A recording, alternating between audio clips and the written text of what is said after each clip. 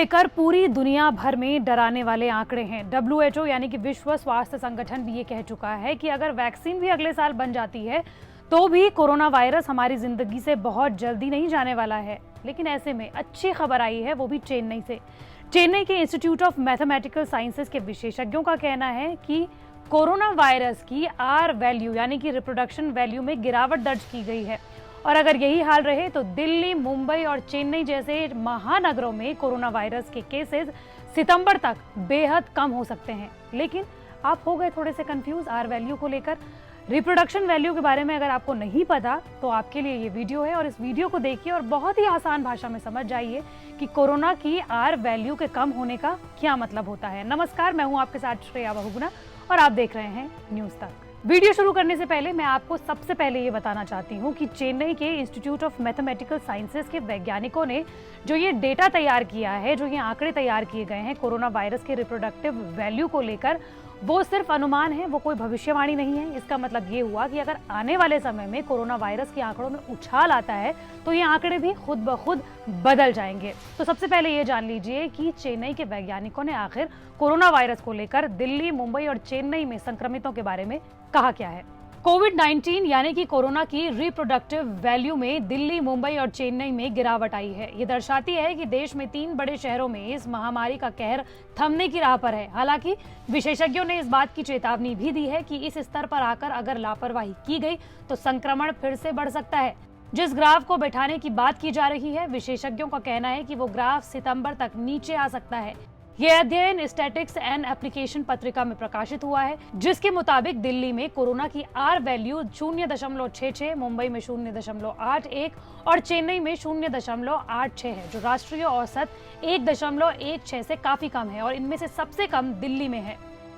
लेकिन अगर आप थोड़े से कंफ्यूज हो गए हैं R वैल्यू को लेकर, तो सबसे पहले जान लीजिए कि R वैल्यू यानी कि रिप्रोडक्शन वैल्यू आखिर होता क्या है। R वैल्यू का मतलब है एक संक्रमित व्यक्ति के संपर्क में आकर औसतन संक्रमित होने वाले लोगों की संख्या, यानी एक कोरोना संक्रमित कितने लोगों को कोरोना फैला सकता है। फिलहाल देश में सबसे ज्यादा R वैल्यू 1.48 आंध्र प्रदेश की है, जिसका मतलब ये हुआ कि वहाँ 100 कोरोना मरीज 148 स्वस्थ लोगों को कोरोना फैला रहे हैं। दिल्ली के 0.66 R वैल्यू को और बेहतर तरीके से समझाते हुए इस अध्ययन में कहा गया है कि राष्ट्रीय राजधानी में कोरोना वायरस से संक्रमित किन्हीं 100 लोगों का समूह केवल 60 लोगों को ही संक्रमित कर सकता है। अगर आपको इसे और आसान भाषा में समझना है तो इसे आप इस तरह से समझ सकते हैं। किसी समुदाय में R वैल्यू का इतना कम बने रहने का अर्थ है कि महामारी का मौजूदा कहर थम रहा है और इसे नियंत्रित करने वाले उपायों की मदद से आने वाले भविष्य में इसे और काबू में लाया जा सकता है, जो कि महामारी को रोकने में सकारात्मक बदलाव है। अगर R वैल्यू यानी कि रिप्रोडक्शन वैल्यू 1 से कम है तो इसका सीधा मतलब है कि एक संक्रमित व्यक्ति ज्यादा से ज्यादा एक और व्यक्ति को संक्रमित कर रहा है और उससे ज्यादा बिल्कुल नहीं। जबकि मार्च में जब कोरोना फैलना शुरू हुआ था तब कोरोना संक्रमित व्यक्ति 1 से ज्यादा लोगों को संक्रमित कर रहा था।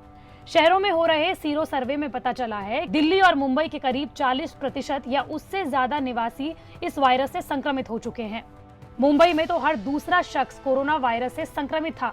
दूसरे देशों से हमने जो देखा या सीखा है उससे ये पता चलता है कि समुदाय के स्तर पर किसी बीमारी विशेष के प्रति रोग प्रतिरोधक क्षमता विकसित होने के लिए आबादी के कम से कम 20% का संक्रमित होना आवश्यक है। ऐसे में ये सच है कि कहर थम रहा है, लेकिन अगर हम सतर्क नहीं रहे और एहतियात नहीं छोड़ा तो ये और बढ़ सकता है।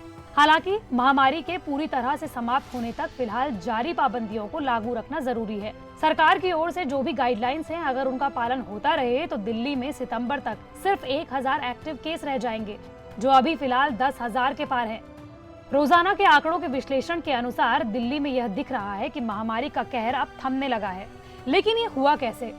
इसकी पहली वजह है लॉकडाउन का पालन। स्कूल, कॉलेज, ऑफिसेज के बंद रहने से लोगों का आपस में मेल मिलाप कम हुआ। सोशल डिस्टेंसिंग भी बड़ा कारगर साबित हुआ। लोगों ने इसका सख्ती से पालन किया। WHO ने भी सोशल डिस्टेंसिंग का पालन करने के लिए गाइडलाइंस जारी किए थे। फेस मास्क कोरोना के खिलाफ जंग में बेहद काम आया। हम जानते हैं कि कोरोना संक्रमित व्यक्ति के ड्रॉपलेट्स जब स्वस्थ व्यक्ति के संपर्क में आते हैं तो कोरोना फैलता है। ये नजदीकी बनने पर जमीन या दीवार या बाकी चीजों के सरफेस से भी फैल सकता है। इन 3 प्रमुख गाइडलाइंस का पालन करने से ही R वैल्यू में कमी आई है। लेकिन अब आपको ज्यादा सावधान और सतर्क रहने का समय है। इसका मतलब ये बिल्कुल नहीं है कि डब्ल्यूएचओ की गाइडलाइंस और सरकार ने जो गाइडलाइंस कोरोना को रोकने के लिए जारी की हैं, आप उनका पालन करना छोड़ दें। अब आपको उसका और सख्ती से पालन करना है, और तब तक पालन करना है जब तक कोरोना पूरी दुनिया से मिट ना जाए, पूरे देश से मिट ना जाए, और हमें कोरोना का ग्राफ बिल्कुल फ्लैट कर देना है। मंडे टू फ्राइडे में इसी तरह के वीडियो आप तक लाती रहूंगी। अगर आप भी किसी टॉपिक के बारे में जानना चाहते हैं तो कमेंट बॉक्स पर जरूर बताएं।